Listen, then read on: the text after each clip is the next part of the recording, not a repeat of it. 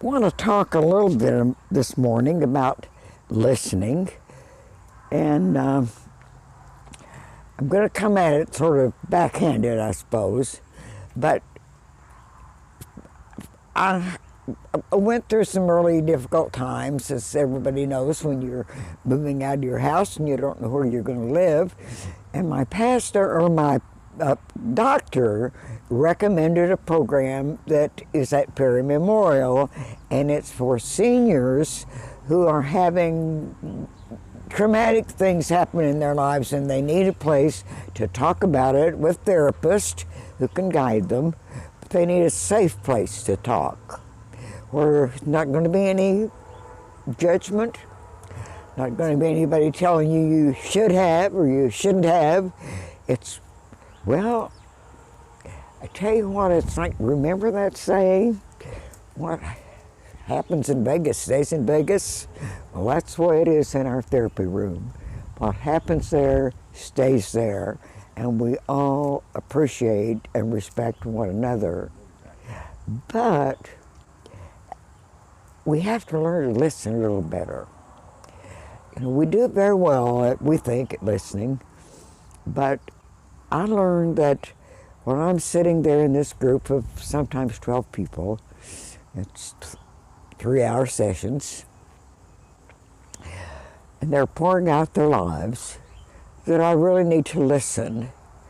This is one of God's people, and they need all the respect and all the love they can get. And so I learned to listen in a whole new and different way.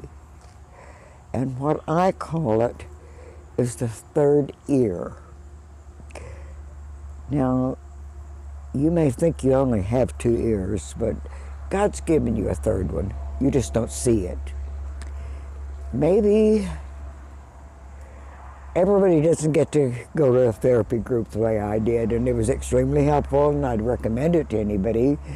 But sometimes we're just a couple of us, faith friends we call each other, that we're sharing our lives, sharing our problems, sharing the difficulties, and we don't listen as closely as we ought to listen.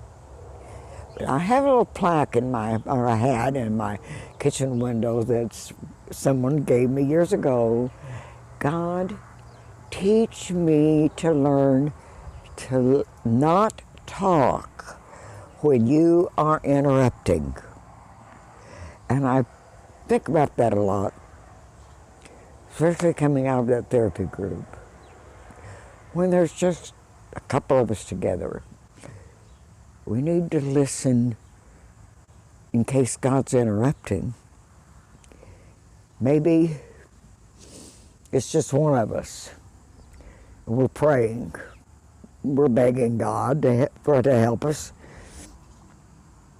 And we're so busy begging, we don't listen.